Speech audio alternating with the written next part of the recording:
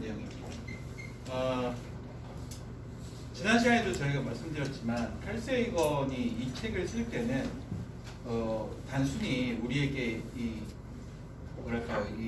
우주에 대한 정보를 전달하기보다는 뭐 그런 것들은 칼 세이건의 책 말고도 많이 있으니까요. 그런 것보다는 오히려 이 우주의 규모와 또 그 안에 살고 있는 우리들의 그런 우주 안에서의 어떤 지위랄까요?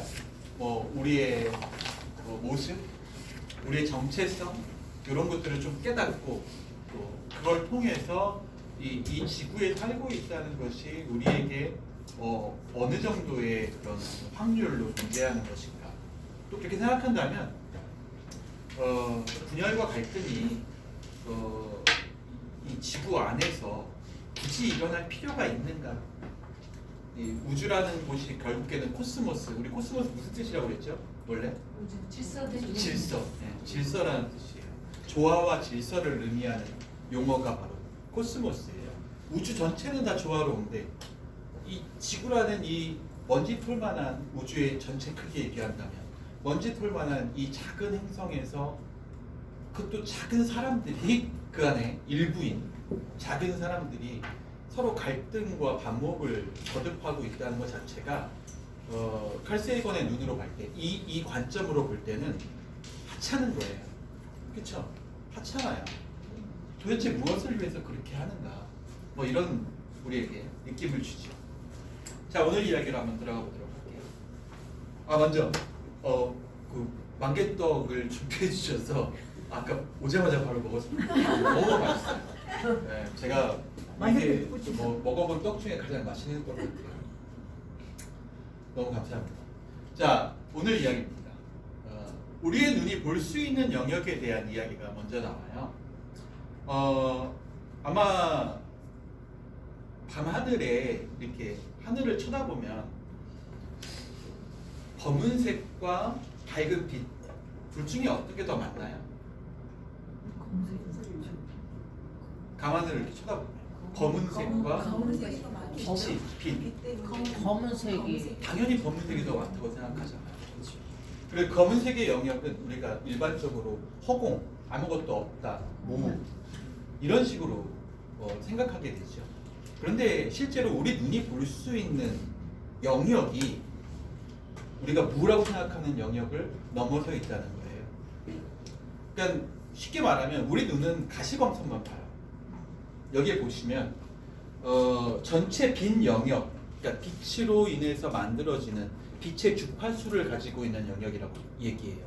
그러니까 빛을 주파수 단위로 분해했을 때 감마선부터 전파 영역까지 이게 전체를 이야기하면요, 센티미터로 보면요, 이게 1cm예요. 1cm 전체 크기를 1cm로 나누었을 때 그 1cm 안에 우리 눈으로 볼 수 있는 1cm 안에 들어있는 빛의 영역이 감마선부터 X선, 자외선, 적외선, 전파 영역까지 나눠져요. 그 중에 우리는 어느 부분을 보나요? 지금 여기서 이야기한 것처럼 자외선과 적외선 사이에 가시광선이라고 하는 부분을 봐요. 그 안에 뭐가 들어있어요? 우리가 볼 수 있는 영역. 여러분이 무지개색 하면 나오는 거. 빨주, 노초, 파란불가 이 안에 들어있어요. 네. 결국에는 우리가 볼 수 있는 영역은 빛의 영역 중에 이 부분에 해당한다고만 보시면 돼요. 밤하늘에 하늘을 쳐다봤을 때 검게 보이는 부분이 모두 다 존재하지 않는 무의 공간일까요? 아무것도 존재하지 않는. 우리 눈은 존재하는 걸 보는 게 아니라 우리 눈에 보이는 영역만 보는 거예요. 그러니까 그 안에 뭐가 있을지는 이 전파 영역으로 감마선부터 이 전파 영역까지 모두 다 확인할 수 있어야 그 안에 뭐가 있는지를 알 수 있는 거겠죠. 실제로 존재하는데 눈에 보이지 않는 것들이 있다는 거예요. 그런 것들이 우리 눈에는 어떻게 보여? 그렇죠. 그냥 없는 것처럼 보인다는 거죠. 검정색. 자, 칼 세이건이 뭐라고 하는지 볼까요? 가시광선 대역의 분광 스펙트럼은 우리가 볼 수 있는 영역이죠. 빨주노 주파나고 주파수가 높은 빛에서 낮은 것으로 순으로 보라색, 파란색, 노란색, 주황색, 빨간색으로 펼쳐진다. 우리가 흔히 얘기하는 무지개색이지.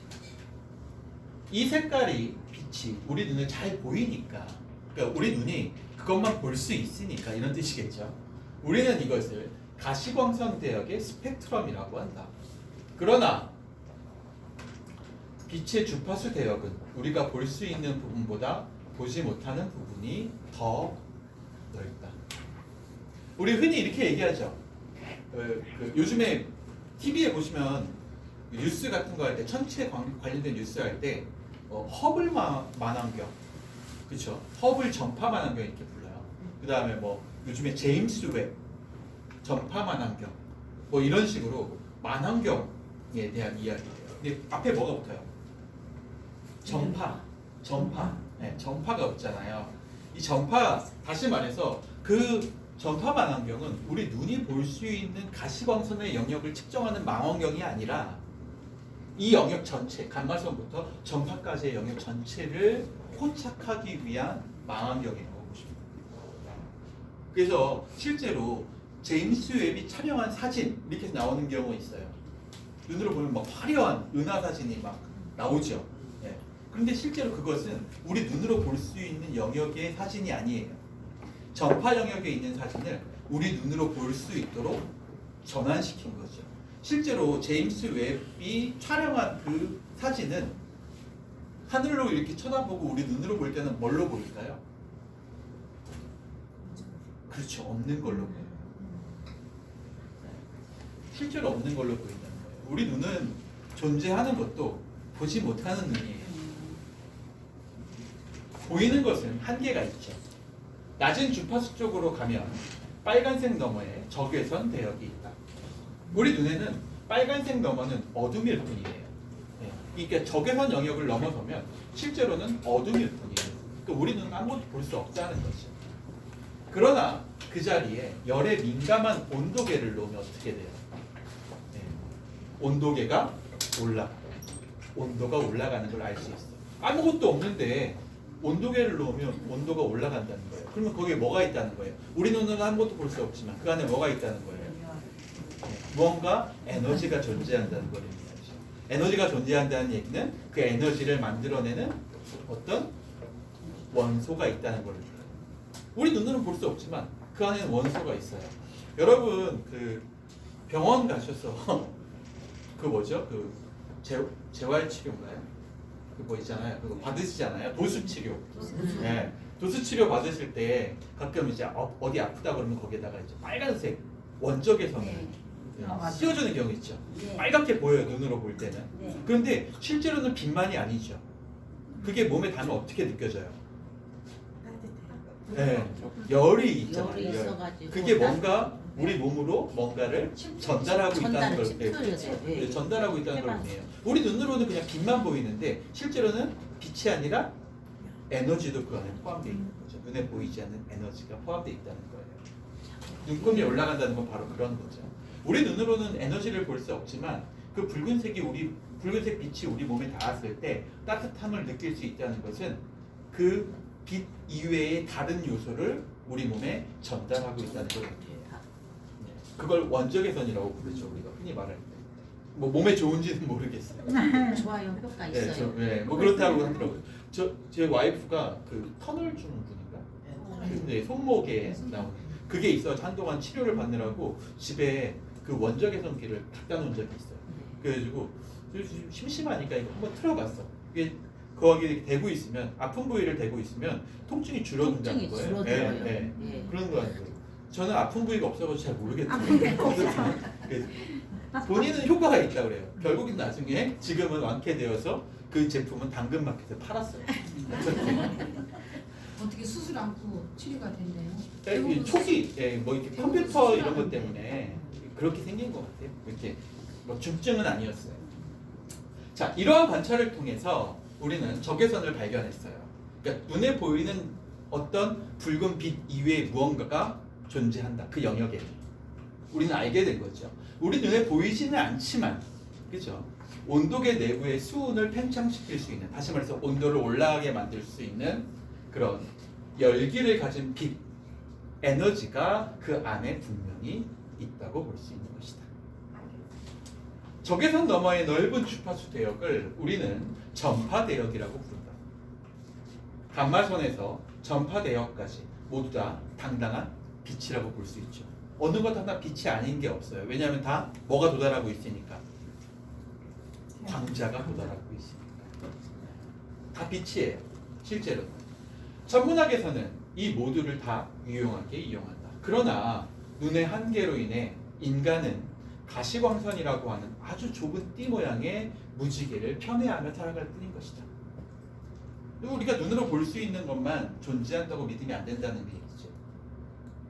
눈으로 보이지 않는 것도 얼마든지 존재할 수 있다는 걸 우리한테 보여주는 예예요. 그것이 단순히 빛뿐만이 아니라 존재하는 모든 것이 될 수도 있죠. 전파망원경은 바로 이런 눈에 보이지 않는 영역을 포착하기 위해서 만든 망원경이라고 보시면 돼요. 전파망원경은 카메라이기라기보다는 광도계와 같이 작동한다. 다시 말해서 빛이 얼마나 센지 얼마나 약한지를 측정하는 도구. 그러니까 망원경 이렇게 얘기하니까 멀리 있는 걸 가까이 보는 도구 이걸 먼저 떠올리잖아요. 그런데 실제로는 전파망원경이 작동하는 원리는 빛의 열기를 측정하는 거예요. 얼마나 어느 정도의 온도의 빛이 거기에서 돌아오는가. 그러니까 천문학자들은 전파망원경으로 에너지가 하늘의 특정 지역으로부터 특정 주파수의 전파를 통해서 얼마만큼 지구로 유입되는지를 측정한다 이거예요. 전파망원경의 가장 큰 특징은 전파를 아주 강력한 에너지로 우주로 쏴 보내는 걸 의미해요. 특정한 지역에다가 전파를 쏴 보내요. 그러면 그 전파가 나중에 어느 정도 지나고 나면 되돌아와. 주기를 가지고. 근데 그 특정 주기에 의해서 우리는 뭘 할 수 있냐? 그 지역에 무엇이 있는지, 어떤 원소로 이루어져 있는지를 파악할 수가 있어요. 눈으로 보이지 않는 부분까지도 모두 파악할 수 있다. 이렇게 보시면 됩니다. 그러니까 실제로 우리가 눈으로 볼 수 없는 영역들은 모두 다 어떤 주파수를 가지고 있었고 그 주파수에 의해서 우리는 보이지 않는 어떤 은하계들을 찾아낼 수 있었다. 다른 은하들, 태양계 이외에 태양계가 있는 태양 은하 이외에 다른 은하들도 바로 이런 방식으로 찾아내게 된 거죠. 절대로 망원경으로 볼 수 있는 거리가 아니에요. 우리가 알다시피 빛이 없는 그런 성운들 그리고 빛이 약한 성운들은 우리 눈으로는 절대로 볼 수 없어요. 수백만 광년 떨어져 있는데 어떻게 눈으로 보겠어요? 그렇죠? 그러니까 그런 것들은 어떻게 알게 된 것인가? 결국에는 전파망원경을 통해서 알게 됩니다. 굉장히 재미있는 얘기가 있는데 이게 뭐냐면 자 인간도 이 전파를 내보내요. 뭐 여러분이 뭐 텔레파시 뭐 이렇게 하는 그런 게 아니라 전파망원경의 그런 특성을 여러분한테 쏘잖아요. 그러면 돌아오는 주기가 달라요. 어떻게 알 수 있는지 아세요? 여러분 병원 가서 엑스레이 찍으시잖아요. 그죠? 엑스레이 찍으시면 X선을 여러분 몸에 통과시키면요. 돌아오는 주기를 통해서 필름을 만들어요. X선이 통과할 수 있는 영역과 좀 느리게 통과하는 영역과 좀 빠르게 통과하는 영역을 전부 다 구분해서 흑백 필름처럼 보여주는 거죠. 엑스레이는 항상 그래서 흑백 필름이에요. 여러분 엑스레이가 컬러인 경우는 본 적이 없으시죠? 네, 다 흑백이에요. 왜냐하면 눈으로 볼 수 없는 영역을 측정해서 우리에게 흑백으로 전환시킨 거예요. 농도에 따라서 달라져요. 그래서 보시면 뼈를 볼 수 있죠. 그러니까 엑스레이로 찍은 사진을 보면 뼈를 볼 수 있어. 뼈 부분은 살과 달라. 색깔. 그렇죠? 예. 그러니까 그걸 어떻게 측정하냐? 아까 얘기한 것처럼 X선을 우리 몸에 통과시켜서 돌아오는 주기를 통해서 측정한다는 거예요. 뼈에 부딪힌 부분은 좀 빨리 돌아와. 반면에 살에 부딪힌 부분은 바로 좀 늦게 돌아오게 된다는 거예요. 그래서 그 부분은 투명한 형태로 나오게 되죠. 특히 지방 부분이나 이런 부분들도 마찬가지로 일반 단백질하고 다른 형태로 색깔이 다르게 보여요. 그래서 이걸 보면서 막 잘 보시는 분들은 여기 종양이 있다. 뭐 이런 것도 찾아내시잖아요. 살하고 똑같아 보이는데 그분들은 색깔이 미세하게 차이 나는 걸 보고 이건 종양입니다. 이렇게 얘기한다는 거예요. 형태를 보고 얘기하는 게 아니라 그 농도를 보고 얘기한다는 거죠. 그러니까 무슨 얘기냐면 우주에 전파를 쏘게 되잖아요. 그러면 돌아오는 주기를 통해서 그 우주 안에 생명체가 있는지도 어느 정도는 파악할 수 있다는 거예요. 생명 활동이 있는지. 왜냐하면 생명체가 닿아서 돌아오는 부분이 있다고 하면 인간과 동일한 혹은 인간과 유사한 생명체가 있다고 한다면 돌아오는 주기를 통해서 인간을 구성하고 있는 요소와 비슷한 요소들로 구성된 어떤 주기를 가진 어떤 전파가 돌아오는 것을 통해서 알 수 있다는 거죠. 근데 안타깝게도 지금 현재 우리가 제임스 웹 망원경을 전파 망원경 굉장히 성능이 좋은 망원경을 지금 우주에 쏘아놨어요. 대기에서 쏘는 거는 또 간섭이 있다, 대기 간섭이 있다고 해가지고 아예 우주선을 보내가지고 지구 대기 바깥에다가 망원경, 전파 망원경을 크게 만들어 놓은 거예요. 그걸 이제 제임스 웹 망원경 이렇게 불러요. 근데 이 제임스 웹 망원경, 성능 좋은 망원경으로 이 우주를 계속 촬영하고 있는 거죠. 전파를. 그런데도 불구하고 아직까지는 생명 활동이 그 안에서 발견된 적은 없어요. 생명이 있을 가능성이 있다, 이 정도만 알려져 있지 실제로 생명 활동이 발견된 적은 없죠. 어쨌든 전파 망원경은 바로 우리 눈에 보이지 않는 영역을 측정하기 위한 도구라고 보시면 됩니다. 그렇게 생각한다면 우리가 밤하늘의 하늘을 볼 때 검게 만들어진 영역이 많다고 생각하잖아요. 근데 실제로는 그 검게 만들어진 영역이 아무것도 없는 공의 영역이 아니라 오히려 멀 가능성이 높다는 거예요. 눈으로 보이지 않는 다른 은하들이 가득 차 있을 가능성이 높다는 거죠. 별이 없는, 그러니까 태양처럼 빛나는 별을 가지지 않은 수없이 많은 별들이 그 안에 가득 차 있고 그 안에서 지금도 여전히 빛을 우리에게 보내고 있을 수도 있다는 거죠. 가시광선이 아닌 다른 빛. 실제로 이제 뒤에 보시면 나오시겠지만 별이 처음 탄생할 때 우리 태양도 별이잖아요. 이 태양이 처음 탄생할 때는요 빛이 없었어요. 왜냐하면 처음 탄생할 때 나오는 이 광선, 에너지 빛은 감마선이에요. 아까 얘기한 것처럼 감마선은 우리 눈으로 볼 수 없죠. 그냥 검게만 보여요. 그런데 강력한 에너지를 가지고 있는 일종의 폭발이었죠. 그 폭발을 통해서 점차 주변에 있는 원소들이 서로 중력에 의해서 뭉치기 시작해요. 그러면서 태양도 만들어졌고 태양의 일부 파편이 떨어져 나가면서 지금 우리가 알고 있는 태양 주위를 도는 항성들도 형성이 된 거고 또 지구에서 가까이 있는 달 같은 그런 항성도 만들어지게 된 거죠. 눈으로 보이지 않아요. 실제로 태양이 없다면 지구도 어떻게 보여? 다른 별에서는. 그렇죠. 검게 보인다는 거예요. 그러니까 어떻게 보면 밤하늘에 있는 별, 검은색은 우리에게 엄청나게 많은 은하들을 선물해주고 있는 거라고 볼 수 있다는 거죠. 밤하늘의 별을 쳐다볼 때 혹은 밤하늘의 검은 영역들을 쳐다볼 때 이걸 한번 상상해 보세요. 얼마나 광활한 영역이 우리를 내려다보고 있는지. 자, 이 사진은 금성의 표면입니다. 네.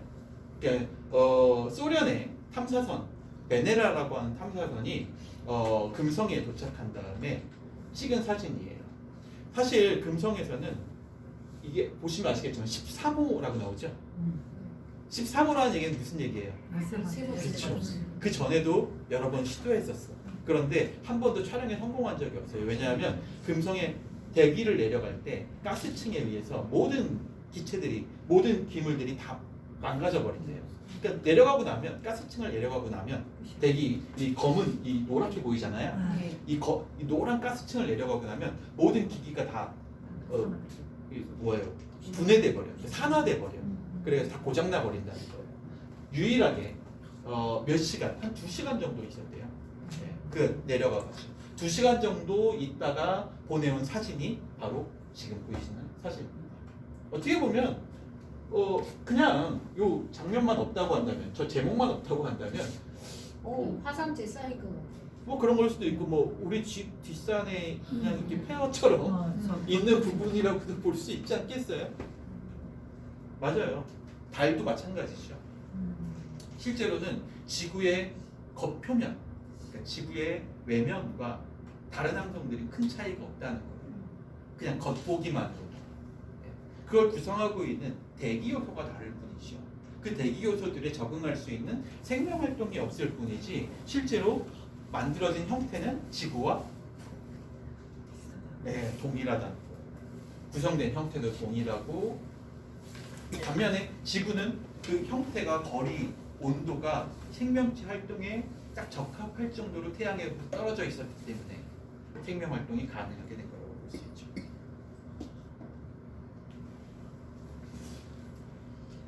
많은 사람들이 금성 혹은 화성에 생명체가 있을 거라고 생각했어요. 예전에, 오래전에. 왜냐하면 아까 얘기한 것처럼 망원경으로 보면요, 지구 모양하고 비슷하게 생겼거든요. 실제로도. 그리고 대기가 움직이는 것도 보여. 그러니까 그 안에 뭔가 살아있는 무언가가 있을 거다라는 상상 정도는 할 수 있잖아요. 인간과 꼭 동일한 건 아니라고 하더라도. 그래서 뭐 옛날 영화 같은 거 보면 화성 침공 막 이런 영화도 나오고 막 이러잖아요. 그러니까 화성인이 뭐 지구를 침공하는데 뭐 이런 것들도 영화로 만들어질 정도니까 인간은 거기에 대해서 굉장히 호기심이 많았다고 볼 수 있어요. 근데 지금 알려진 사실을 본다면 그 행성에는 아무런 생명체가 살지 않는다는 게 지금은 정설이라고 볼 수 있죠. 아까 얘기한 것처럼 전파망원경을 수없이 많이 써봤지만 거기에서 어떠한 생명 활동도 전파로 감지된 적이 없어요. 움직임이 없다는 얘기예요. 다시 말해서. 그렇기 때문에 어떻게 보면 완벽하게 뭐 우리 얘기로 한다면 죽은 행성이라고도 볼 수 있겠죠. 물론 죽은 건 아니지만 우리를 기준으로 본다면 생명체가 없는 행성이라고도 볼 수 있죠. 왜 그럴까요? 아까 얘기한 것처럼 대기의 상태가 달라요. 인간이 살 수 있는, 생명체가 살 수 있는 대기의 상태가 아니라는 거죠. 황산가스 같은 것들이 가득 차 있기 때문이죠. 지금 지구도 마찬가지로 그런 단계로 점점 변해가고 있어요. 어저께 칠레에서 난 불 네. 사진 보셨죠? 네. 주로 이제 뉴스에서 멘트로 나올 때 이런 얘기를 하더라고요. 지구 온난화의 영향이다. 이렇게 얘기했어요. 그죠? 온실가스는 결국에는 생명체 활동을 저해하는 요소로 작용할 수 있다는 걸 우리는 이미 다른 행성들로부터 보고 있는 거죠. 현대 산업 문명의 주요 에너지원은 바로 화석연료라고 볼 수 있죠. 지금도 여전히 화석연료는 우리나라의 대부분의 에너지 생산에 소요되고 있어요. 우리는 나무, 석유, 석탄, 천연가스를 태우고 이 과정에서 폐기 기체, 주로 이산화탄소를 대기 중으로 내보내고 있다. 결과적으로 지구 대기의 이산화탄소 함량이 점차 증가하고 있는 것이다. 우리가 흔히 말하는 온실효과가 나타나고 있는 거죠. 온실효과. 그러므로 언젠가는 지구의 기온이 온실효과로 인해 급격히 치솟을 가능성이 있다. 지구 전체의 평균 기온이 1도 내지 2도만 상승해도 그것이 초래할 재앙은 잠옷 심각하다. 굉장히 재미있는 얘기인데요. 이 책이 언제 쓰여졌어요? 지금으로부터 45년 전. 그리고 그 이후로 지금 1도가 올랐어요. 칼세이건이 죽고 난 다음에 1도가 올랐어요. 지금 지구의 온도가. 지금 우리가 겪고 있는 이 온실가스의 영향이 뭐 칼세이건이 얘기했던 이런 초래할 재앙이라고 얘기할 수 있는 거죠. 잠옷 심각하다 이렇게 얘기하죠. 이게 앞으로 2도만 더 올라도 인간 문명 자체가 파괴되는 위험을 초래하게 된다고 얘기하죠. 우리의 주요 도시들은 지금 현재 유독가스로 오염되어 있다. 인간이 무심코 행하는 일련의 활동들이 장기간에 걸쳐 어떤 결과를 초래할지 제대로 알지도 못하는 상태에서 우리는 현재의 생활 방식을 그대로 고집하며 살고 있는 것이다. 지구가 생명에 적합한 행성이라고 방금 전에 말씀드렸잖아요. 유일하게 우리가 볼 수 있는, 지금 적어도 우리가 제임스 웹이 촬영한 모든 은하에서 유일하게 생명 활동을 보이고 있는 행성이 바로 지구예요. 태양에 속해 있는 아주 작은 행성. 그런데요, 이 행성도 그 안에 복작복작거리는 어떤 일 때문에 곧 어떻게 보면 자기의 운명을 다하게 될지도 모른다는 거죠. 우리는 그걸 어떻게 알 수 있어요? 아까 봤던 금성의 사진을 통해서 알 수 있고 화성의 사진을 통해서 알 수 있는 거죠. 지구가 그렇게 되지 않으리라는 법이 있나요? 우리가 하고 있는 행동들이 결국에는 그런 행성으로 지구를 몰아가고 있는 건 아닌가. 그렇다면 결과적으로는 이 자멸의 길로 갈 수밖에 없다는 거죠. 자, 다음은 화성 사진 한번 볼게요. 화성 사진. 이건 화성이에요. 많은 사람들이 지구의 그런 어떤 문제점, 그다음에 외계인에 대한 궁금증, 이런 것 때문에 가장 생명체가 있을 가능성이 높은 태양계의 항성 중에 하나로 화성을 꼽고 있었어요. 왜냐하면 화성은 이 지구 환경하고 크게 다르지 않아. 물론 인간이 화성에 떨어진다고 하면요, 인간이 살 수 있는 게 그때 얘기 듣기로는 3분에서 5분 정도라고요. 화성의 대기 속에서 인간의 몸을 유지하면서 살 수 있는 그런 호흡을 유지하면서 살 수 있는 시간 5분, 아주 오래 참으면 5분 정도 된다는데요. 어떻든 생명이 살 수 있는 곳은 아니고 이미 이 지금 보시는 이 화성 탐사선이거든요. 이그제큐티브라고 하는 이 화성 탐사선이 지금도 돌아다니고 있어요. 화성 표면을. 그러면서 뭘 하고 있냐? 화성의 토양을 추출하고 있어요. 그래서 이 화성에서 추출한 토양을 몸에 간직하고 그 안에 작은 실험실을 만들어서 그 실험실 안에서 여러 가지 화학 실험들을 하고 있죠. 그 화학 실험 대부분은 뭐예요? 생명체를 발견하기 위한, 생명체의 흔적을 발견하기 위한 실험이라고 보시면 돼요. 성공했을까요? 지금까지 한 번도 생명체는 없다라는 게 이 내용이죠. 나는 화성의 지평선을 인류에게 처음 보여준 이 영상을 그만 넋을 놓고 바라봤다. 이건 외계의 세상이 아니라는 생각이 들었다. 왜냐하면 그냥 지구의 어디에 있는 사막 모습, 광야.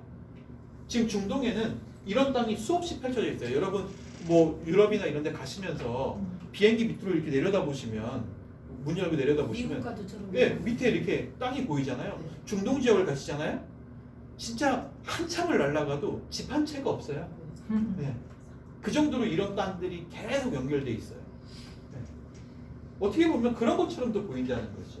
지구상의 어느 풍경과 다를 바 없는 자연 그대로의 바위 덩어리와 모래 언덕들이 무심하게 놓여 있었고, 지평선 멀리에는 높은 산이 자리 잡고 있었다. 여기야말로 어떻게든 우리가 다시 돌아오게 될 곳임을 나는 직감으로 알 수 있었다. 처음으로 이제 이런 기술들을 통해서 칼 세이건이 화성의 사진을 받았을 때, 제대로 된 사진을 받았을 때 그때 놀랐던 장면을 감상으로 남기고 있죠.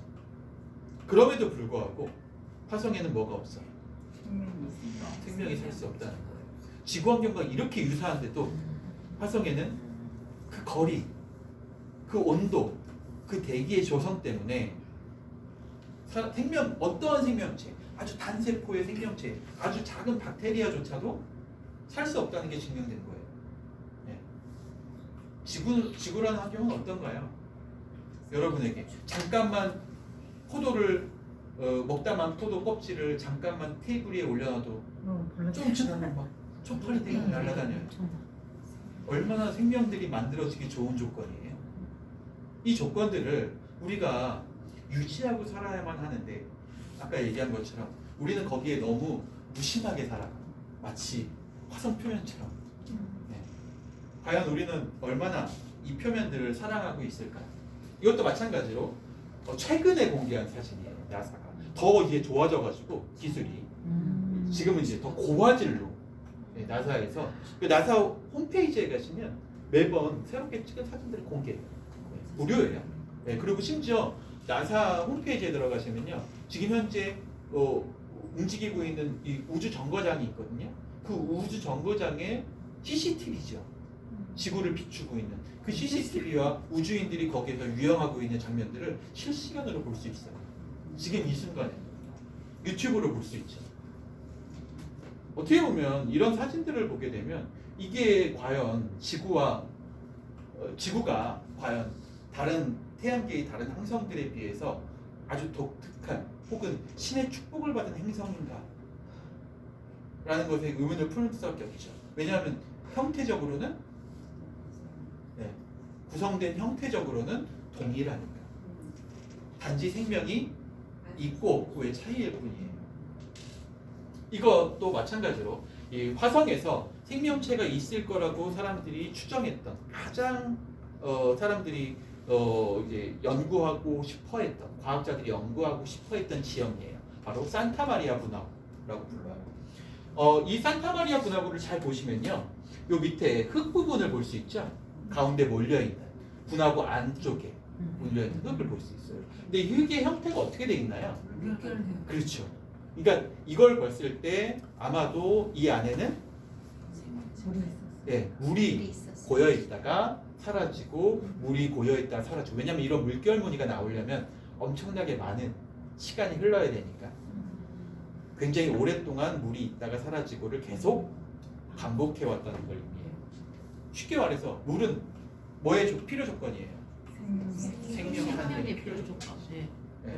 그러니까 이런 것 때문에 이 땅을 살펴보면 아마도 생명 활동이 있었는지를 추정해 볼 수 있겠거나라고 생각했지만 아직까지는 이 산타마리아 분화구까지 들어갈 수가 없대요. 기기만으로는 들어갈 수가 없다는 거예요. 뭐 내려가는 길 같은거나 뭐 이런 것들이 좀 이제 불안정해가지고 갈 수 없대요. 요즘에 최근에는 이 드론 기술이 발전해가지고 지금 화성에 드론을 갖다 놨어요.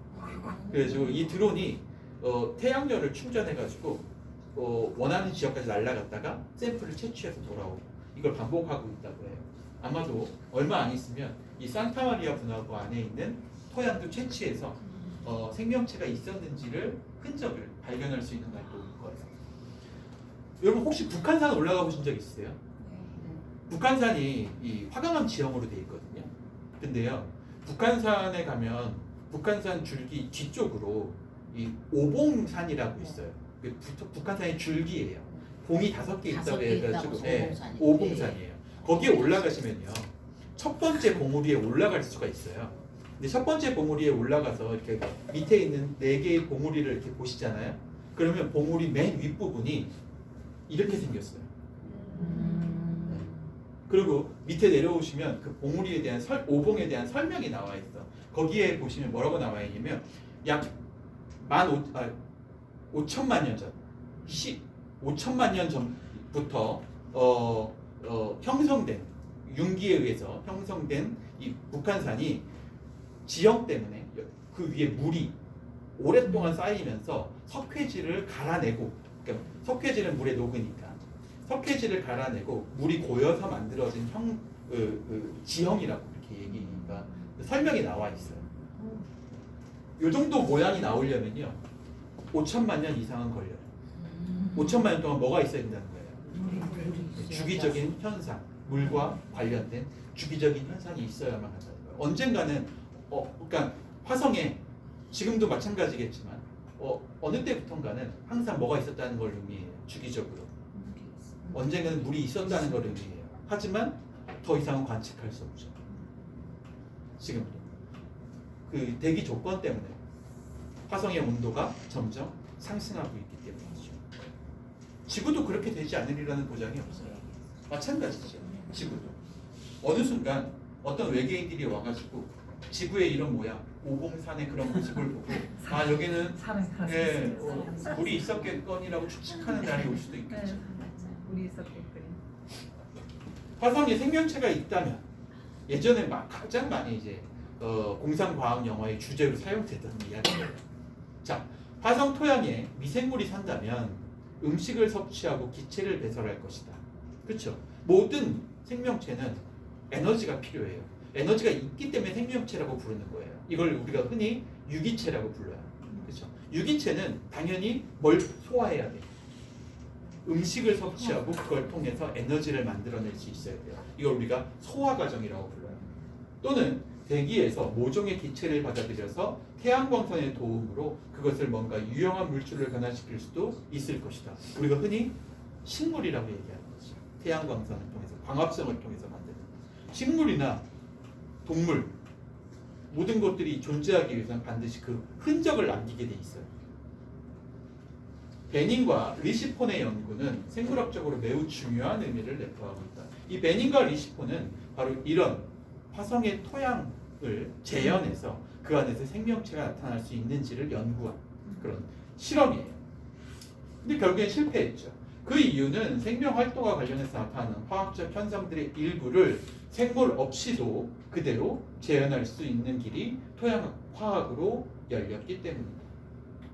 지구 생명이 탄생하기 이전에도 광합성 및 호흡작용과 비슷한 화학 반응들이 이미 지구 토양에 존재하고 있다가 일단 생명이 등장하자 생물 체계 속으로 편입되지 않았나 싶다. 현재 화성에서 일어나는 화학작용들은 지구 생명의 기원과 지구 생명 초기 역사를 규명하는 데 필요한 결정적 정보를 제공할 수 있을지도 모릅니다. 지금 하고 있는 그 연구들에는 엄청난 비용이 들어가요. 우주선을 많이 싸보내서, 심지어는 사람도 많이 싸보내서 뭘 할 수 있지 않을까라고 생각을 하겠지만, 그러기에는 너무 많은 비용과 너무 많은 위험이 들어간다는 거예요. 그래서 많은 정치인들이 나사에 대한 지원을 감축하자고 이야기하고 있어요. 네. 그런데 칼 세이건은 이렇게 얘기하는 거죠. 즉 우리가 하는 과학의 모든 사고가 결과적으로는 우리라고 하는 인간의 정체성, 인간의 원류를 발견하기 위한 거라고 한다면 거기에 얼마를 투자하든 지구의 모든 자원을 투자해서라도 그것을 알아내는 것이 정말 가치 있는 일이 아닌가라고 얘기하고 있는 거예요. 어떻게 지구 환경이 만들어졌으며 지구에서 어떻게 우리가 생겨나게 되었는지를 보는 거예요. 제가 지난번에도 잠깐 말씀드렸지만 저희가 뚝섬에서는 지금 이제 테아르트 샤르댕의 인간 현상을 보고 있다고 그랬잖아요. 어려운 책이에요. 그래서 우리가 언제 나중에 기회가 되면 꼭 읽을 텐데 여기서도 그 테아르트 샤르댕의 표현대로라면 사실은 무모한 도전이지. 왜냐하면 테아르트 샤르댕은 이렇게 얘기하더라고요. 그 책에서 생명 활동은 단 한 번만 일어난다는 거예요. 단 한 번. 왜냐하면 지구 환경의 초기 모습은 우리가 상상할 때는 뭐 어떤 모습이었겠거니 상상할 수는 있어요. 그런데 그 상상 안에 뭐가 빠져 있냐면 그 초기 시간대의 환경이 빠져 있다는 거예요. 우리는 눈에 보이는 것만 가지고 환경을 조성할 수 있다고 얘기하죠. 과거에는 이랬을 거야 라고 생각하지만 실제로 과거로는 돌아갈 수 없어요. 왜냐하면 공간은 항상 뭐하고 연결되어 있으니까. 그렇죠. 시간과 연결되어 있으니까. 그러니까 여러분이 미래 타임머신을 개발해서 타임머신을 타고 과거로 돌아갈 수 있다고 해서 과거의 사건을 변화시킬 수 있을 것이다 라고 얘기하지만 실제로는 여러분이 돌아간 과거는 또 다른 미래일 뿐이에요. 한 번 지나온 과거는 항상 뭐하고 연결되어 있어? 방금 얘기한 것처럼 시간과 연결되어 있어요. 그 시간이 아니면 존재 이유가 없다는 거죠. 테아르트 샤르댕이 그렇게 얘기하면서 지구 환경의 초기 모습을 재현하려고 하려는 노력이 매번 실패하는 이유, 인간이 플라스크 안에다가 지구 환경을 조성해 놓고 그 안에 인공적으로 전기 충격을 넣어서 그 안에 생명이 발생하는지를 보려고 하는 그런 시도는 결코 성공하지 못할 것이다 이렇게 얘기해요. 결코. 왜냐하면 거기에서 뭐가 제외되어 있기 때문이에요. 시간이라는 요소가 제외되어 있기 때문이라는 거죠. 생명활동은 아주 오래전 지구활동으로 얘기한다면 50억 년이에요. 하지만 지구활동이 아니라 우주 탄생과 연결된다고 하면 심지어 그건 100조 년으로도 넘어가기도 해요. 지구 탄생과 연결된다고 하면. 근데 그런 순간에 단 한 번의 폭발로 인해서 만들어진 아주 우연한 사건인 생명활동의 사건이 지금 현재 아주 쉽게 재현이 가능하다라고 말할 수 있는 근거가 어디 있겠어요. 그래서 테아르트 샤르댕은 그런 이유로 아마 인간이 생명활동을 새롭게 만들려는 시도, 다시 말해서 신의 어떤 영역에 도달하려는 그런 시도는 아마도 불가능할 것이다 이렇게 확신하고 있죠. 물론 그건 과학의 영역이에요. 그건 아마 칼 세이건과 테아르트 샤르댕이 서로 다른 생각을 가지고 있을 거예요. 시기적으로 본다면 테아르트 샤르댕이 낸 책은 1930년대에 쓰여진 책이에요. 그리고 이 책은 1980년대에 쓰여진 책이에요. 그로부터 무려 50년이나 지난 다음에 그러니까 테아르트 샤르댕이 그 책을 쓴 다음에 50년이나 지난 다음에 쓴 책이에요. 그럼에도 불구하고 여전히 그리고 이 내용이 나오고 난 다음에 40년이 지난 지금도 여전히 인간은 생명 활동을 재현하는데 실패하고 있어요. 단 한 번도 성공한 적이 없죠. 생명 활동을 만든다는 거. 어떻게 보면 제가 생각할 때는 테라리지 하르댕의 말도 일리가 있는 것 같아요. 인간은 결코 알 수 없을 것이다. 그 표현이 참 마음에 많이 와닿더라고요. 자, 6장으로 넘어가 볼게요. 6장은요, 여행자에 대한 이야기가 나와요. 우주 여행에 대한 이야기. 지금 현재도 우주 안에는요, 인간이 보낸 우주선들이 날아다니고 있어요.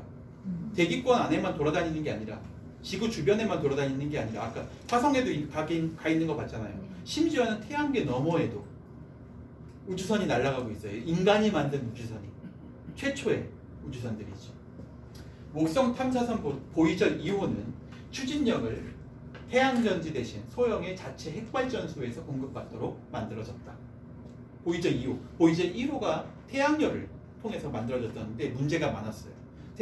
태양열을 충분히 받을 수 없었고 또 그게 쉽게 고장나는 형태였기 때문에 그거 대신에 보이저 2호는 안에 핵분열 발전기를 넣은 거죠. 그래서 플루토늄 펠릿의 방사능 붕괴로부터 아주 미세한 에너지를 얻어요. 이 에너지를 통해서 계속 축적시켜서 이 충전해서 전지를 돌리게 되죠. 이 핵발전소는 수백 와트의 발전 용량을 자랑하기도 한다. 주요 과학 장비에는 자외선 분광기, 그 다음에 적외선 분광기, 하전 입자 검출기, 자기장 측정기, 목성 전파 수신기기 그런 것들이 지금 보이저 2호에 탑재되어 있어요. 보이저 2호는 1977년에 8월 20일에 우주의 바다에 처음으로 뛰어들게 됩니다. 보이저 2호는 화성 궤도를 커다란 홀을 그리면서 통과하고 소행성대를 지난 후 목성권에 접근했습니다. 그리고 목성 곁을 지날 때 목성은 보이저 5를 더 가속시키기 시작해요. 왜냐하면 목성이 가지고 있는 힘이 굉장히 강하기 때문에 빨아들이는 힘이 목성은 지구보다 엄청 크잖아요. 그러니까 빨아당기는 힘이 강해. 그 힘을 이용해서 가속시켜서 토성까지 밀어냈어요. 그래서 토성 근거리를 통과할 수 있는 길목으로 보이저를 밀어내게 되죠. 그래서 그 덕분에 보이저는 토성도 촬영했지요. 토성의 중력의 도움으로 보이저는 지금 현재 천왕성을 향해서 달리고 있다. 그게 45년 전입니다. 지금 어떻게 됐을까요? 천왕성에 갔죠. 태양계를 벗어났어요. 네. 빠이빠이 했어요. 그래서 나사에서 처음으로 보이저 2호가 태양계를 넘어서면서 더 이상 통신이 안 되니까 그 이후부터는 태양계를 넘어서면서 그거 가지고 행사도 많이 하고 심지어 그거 가지고 노래도 나오고 그랬어요. 네. 굉장히 어떻게 보면 인상적인 장면이죠. 인간이 만든 물체가 처음으로 태양계 밖을 나가는 거예요. 어떻게 보면 굉장히 낭만적인 장면이기도 한 거예요.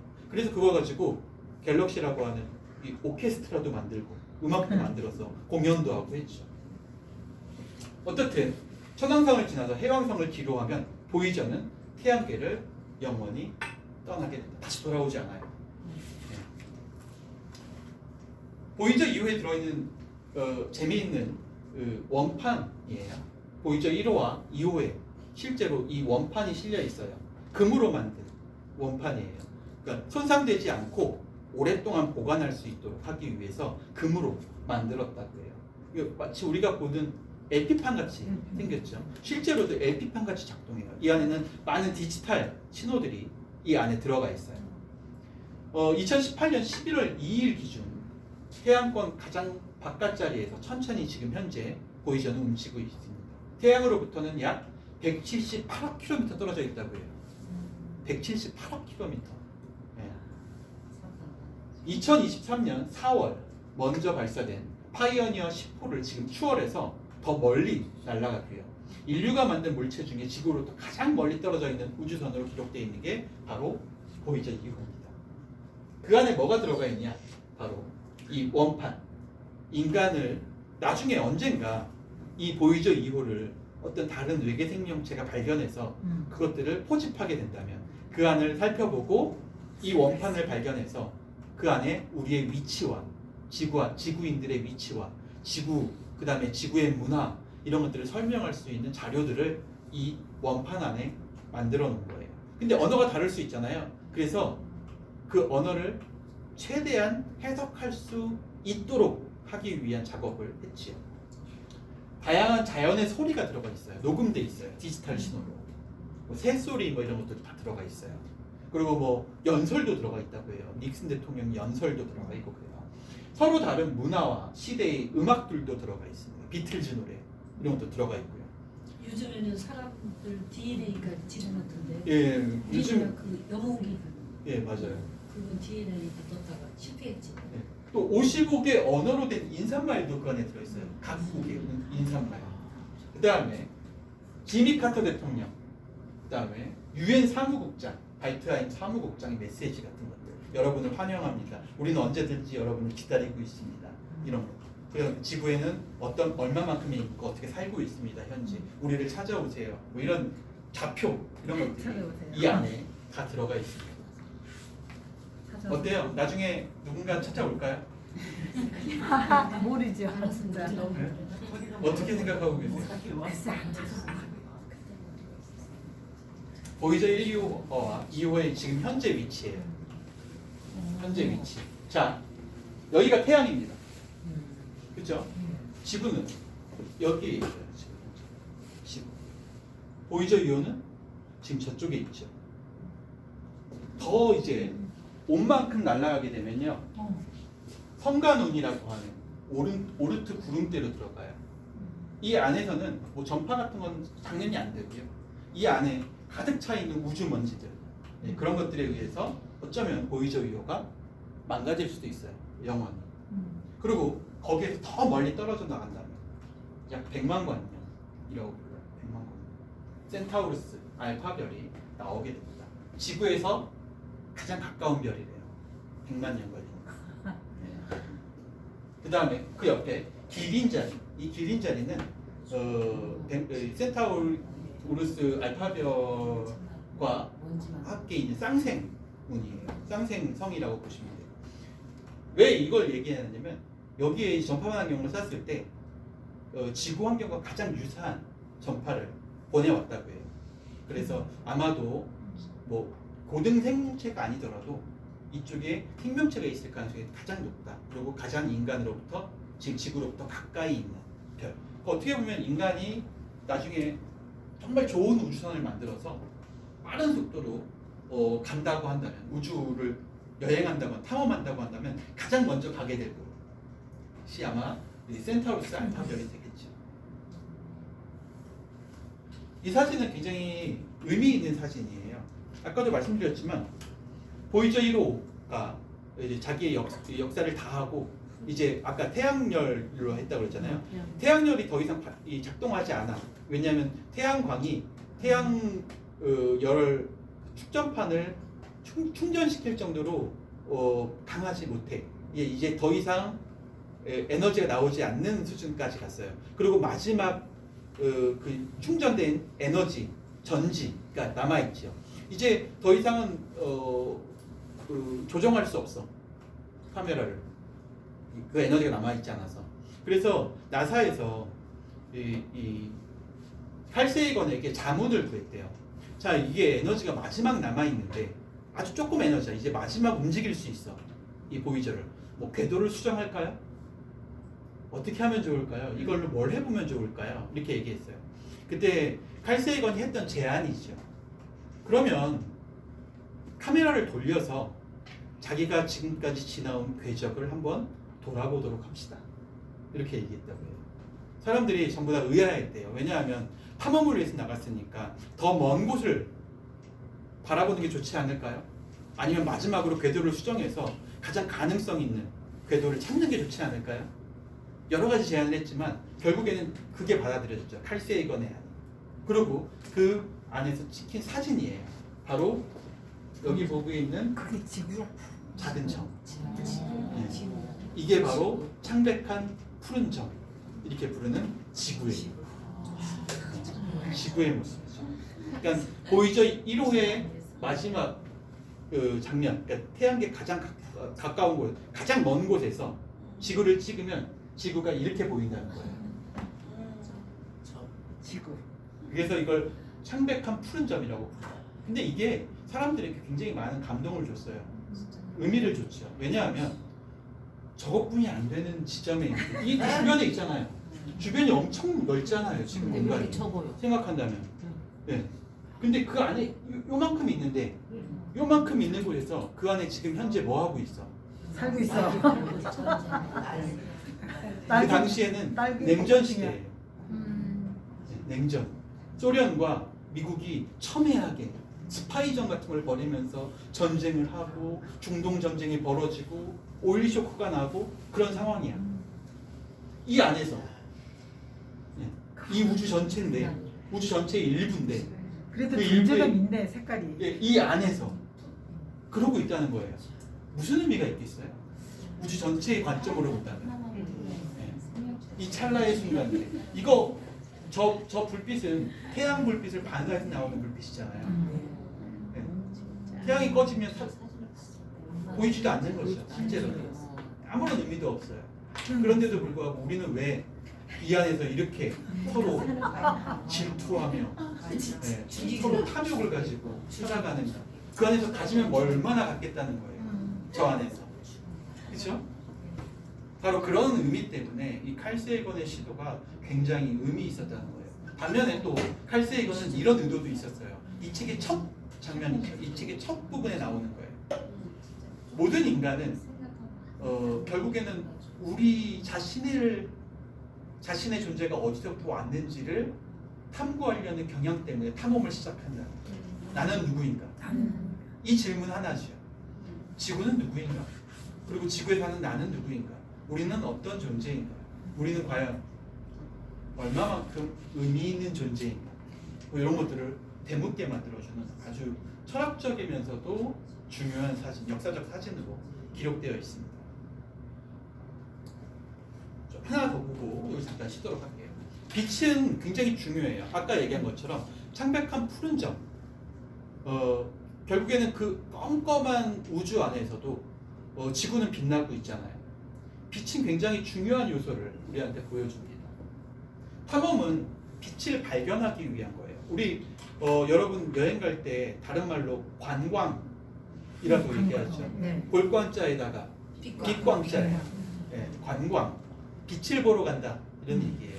아주 오래 전에는 그 뭐 사신단들이 돌아갈 때 그 뭐 청나라나 뭐 이런 데 있잖아요. 이런 데 명나라나 이런 데 사신들 보내서 돌아올 때 그 사람들이 하던 행위를 관광이라고 불렀다는 거예요. 빛을 보고 온다. 그래서 이 어두운 세계를 밝혀주는 어떤 역할을 하기 위해서 그 안에 지식인들 사절단으로 만들어서 보냈던 거죠. 결국은 문화는 빛으로 상징돼요. 탐험도 마찬가지로 빛을 발견하기 위한 그런 노력의 일환이라고 볼 수 있죠. 당대의 모티프는 빛이에요. 빛. 빛은 사상과 종교의 자유 그리고 지리적 발견의 상징이라고도 볼 수 있죠. 빛에 대한 생각이 당시 회화에 깊숙이 파고들었습니다. 사람들이 인상주의가 나오기 시작한 그 시간대를 우리가 보통 제국주의 시간대하고 같이 일치시켜서 이야기해요. 근대화의 시작점이라고 볼 수 있어요. 뭐 르네상스 시기 바로 직후에 그런 상황이죠. 그 상황에 인상주의가 유행하게 된 거는 아까 얘기한 것처럼 빛에 대한 독특한 시선, 그다음에 의미를 갖추고 있었기 때문이에요. 빛을 포착하기 위한 노력이 인상주의로 만들어진 거잖아요. 결국에는.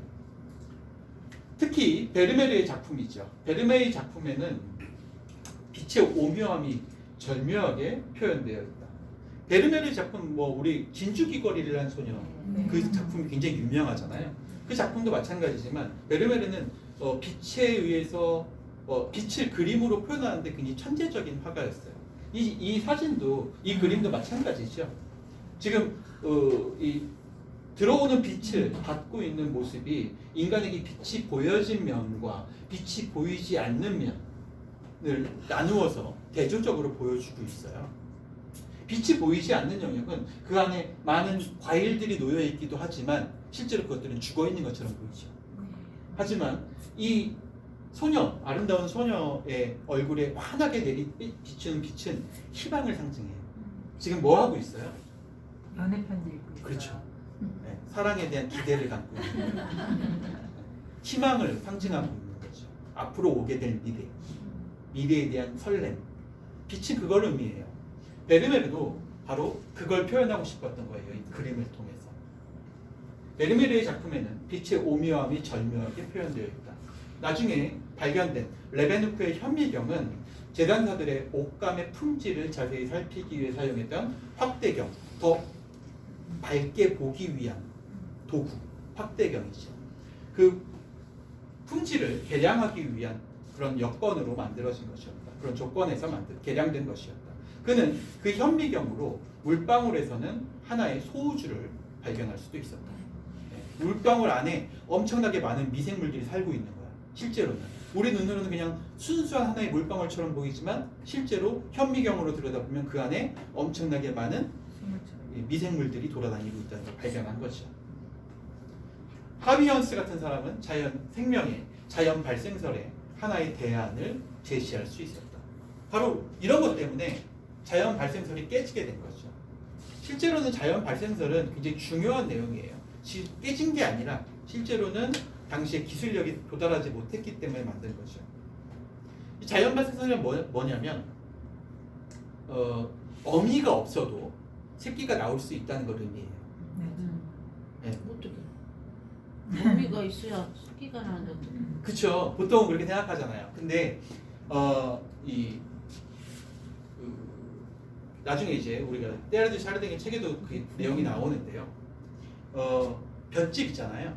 볏짚을 태워. 근데 볏짚 안에는 원래 미생물이 있죠. 네. 그래서 우리가 볏짚을 사용해서 이렇게 발효도 시키고 하잖아요. 보리굴비도 발효시키고 그러잖아요. 볏짚 안에는 원래 미생물이 살아요. 바실러스균인데 이게 살아요. 그 안에. 근데 이걸 이 자연 발생설을 증명하기 어떻게 했냐면 태웠어. 태우면 어떻게 돼요? 재가 남잖아요. 그래서 이 재를 멸균된 소독기 안에 집어넣었어. 네. 그리고 그 안에 순수한 물을 집어넣게 되면 어떻게 될까요? 생명이 살아. 그렇죠. 그 안에서 미생물이 발견돼. 예, 재 안에서. 그러니까 그걸 통해서 어떻게 사람들이 뭐라고 생각했냐면 그 안에 미생물이 있긴 하지만 다 태워도 네, 그 안에 생명의 어떤 원료 같은 것들을 집어넣기만 한다면 그 안에서 얼마든지 뭐가 나올 수 있어. 새로운 생명이 탄생할 수 있다. 어미가 없이도 새로운 미생물이 만들어질 수 있다. 이걸 기를 때도 그 재를 갖다가 좀 밑에다가 네, 놓거든요. 네.